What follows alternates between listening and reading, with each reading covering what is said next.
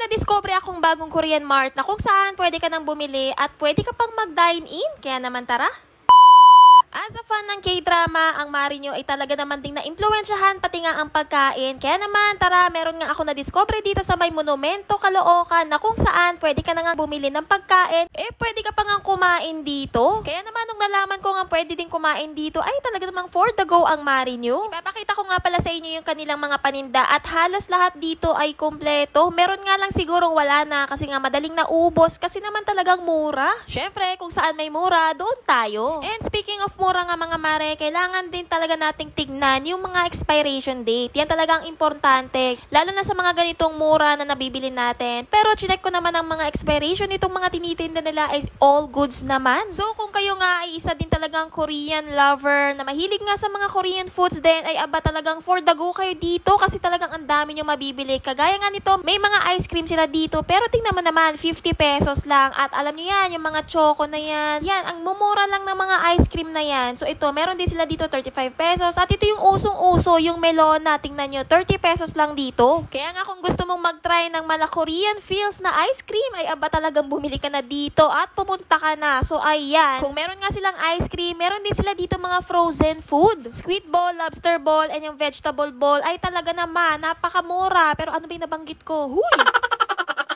May parang tteokbokki din sila. Sayang nga, naka-order na ako sa TikTok. Pero ayun nga, halos same price lang din naman sila. At yun nga, no, i-review ko nga din yun soon kapag nga nakain ko na. So ayun na nga mga mare, no, kung kayo ay planning na mag-samgyup, ay mga mare, sinasabi ko sa inyo, ang dami dito na pwede nyong bilhin na pwede kayong makamura. Kaysa nga kumain kayo sa mga samgyupsalan. Yung tipo nga nasa bahay lang kayo, pero feeling nyo nga, nagsasamgyupsalan kayo sa labas. So ito na nga ang perfect na moment. Ano ba? So ito na nga ang best time para nga mag-samgyupsal kayo sa bahay at bumili nga dito ng mga ingredients nyo. Kumuha na nga ako nitong pork inoki. Sa halagang 100 pesos lang yan mga mare. So ito mga mare, meron din sila dito mga kimchi. And balita ko nga na masarap daw ang kimchi nila dito. Meron din silang spam egg roll, crab stick, fish cake. Ayan, ang dami. Tapos ito nga mga mare, meron din sila dito mga gulay.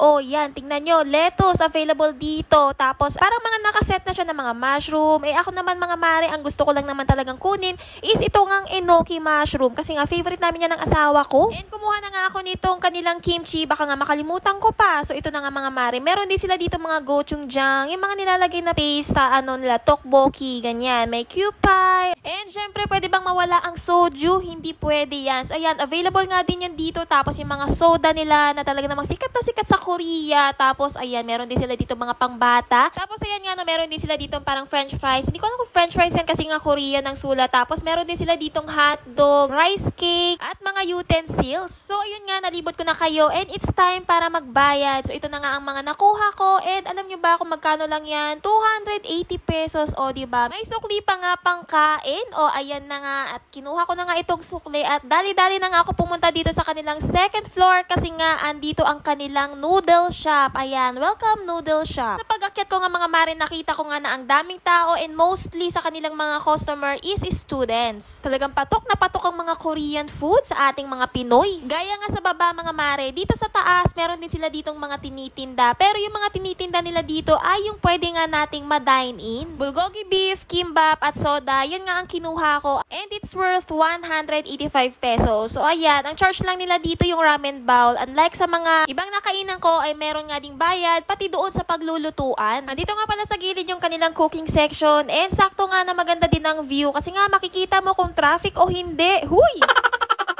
Medyo nandibago pala ako sa lutuan kasi nga sa Kim's Ramyun hindi ganito. Kaya naman nagmukha tuloy akong syunga. Ang bilis nga lang di maluto nitong niluluto ko. Parang wala pa ngang 5 minutes. Tapos ayan, kasi nga ito parang pansit canton yung kinuha ko. Kaya naman din drain ko siya. Ayan. So ito, meron din sila ditong pang drain mga mare. Ang ganda nga nito, makabili nga nito sa bahay. At andito na nga ako sa part na talaga namang kainan na. Ito talagang mga favorite ko eh. So ito na nga, titingman ko na nga itong napili kong noodles kung maanghang ba. Huy, grabe, sana wag naman maanghang. Pero I think hindi ito maanghang kasi hindi naman siya namumula. So ito nga pala ay beef bulgogi. So titikman ko na nga siya. And alam nyo ba nung pagkatikim ko mga mare, nagulat ako kasi nga wala siyang kaanghang-anghang. Medyo manamis-namis pa nga. So ito naman titikman ko nga itong kanilang soda. Pero I think wala naman siyang pinagkaiba sa Royal kasi nga orange, o diba? Next in line naman itong itong kimbap na nabili ko nga ng worth 50 pesos. And sa unang tingin ko pa nga lang, tingnan nyo naman ang laman, siksik, liglig, o ayan. So nung natikman ko nga siya mga mare, ayan, ang sarap, o feel na feel ko pa nga rin yung pagka-Korean vibes ng mga kimbap. And i-rate ko nga siya ng 9 out of 10. At dito nga lang yan sa Gyumi's Meats and Supermarket. And ayun nga lang for today's video. Kaya naman, bye!